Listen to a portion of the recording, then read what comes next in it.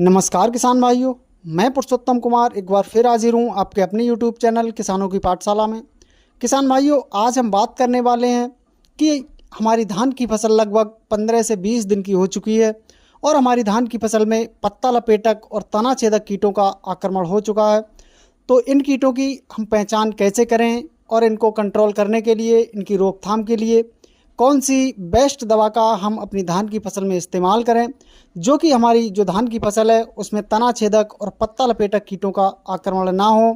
यदि हो भी चुका है तो उनको हम बहुत ही जल्दी से कंट्रोल कर सकें, जिससे कि हमारी धान की फसल में होने वाले नुकसान से हम बच सकें और हमारी धान की फसल से हमें बहुत ही अच्छा उत्पादन मिल सके। तो किसान भाइयों, वीडियो को आप लास्ट तक ज़रूर देखें, जिससे कि आपको भी एक अच्छी और सही जानकारी मिल सके और आप अपनी धान की फसल से एक बेहतर उत्पादन प्राप्त कर सकें। तो चलिए शुरू करते हैं।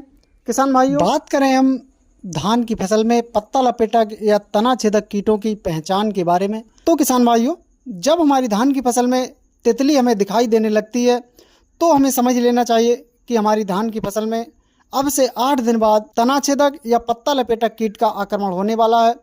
क्योंकि किसान भाइयों, ये जो तितली हैं ये धान के पौधों पर, धान के जो पौधे हैं उनकी पत्तियों पर अंडे देती हैं और अंडे कैटरपिलर का रूप ले लेते हैं, जो कि हमारी धान की फसल के लिए बहुत ही हानिकारक होते हैं।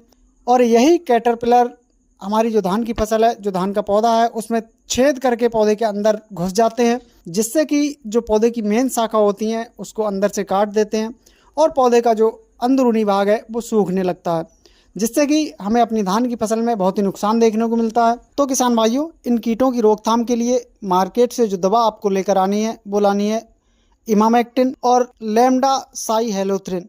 इनकी मात्रा की बात करें तो 100 ग्राम इमामेक्टिन प्रति एकड़ के हिसाब से आपको लेनी है और लैम्डा साइहेलोथ्रिन 250 ml प्रति एकड़ के हिसाब से आपको लेना है। इन दोनों को आप अच्छी तरह से मिलाकर आपको अपनी धान की फसल में छिड़काव करना है।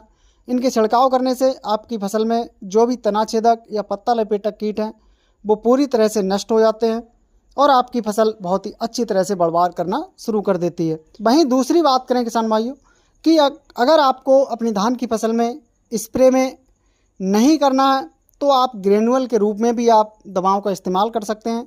ग्रेनुअल दवाओं के रूप में आप कार्टाप हाइड्रोक्लोराइड 4% को 5 किलोग्राम प्रति एकड़ के हिसाब से यूरिया के साथ मिलाकर लगा सकते हैं।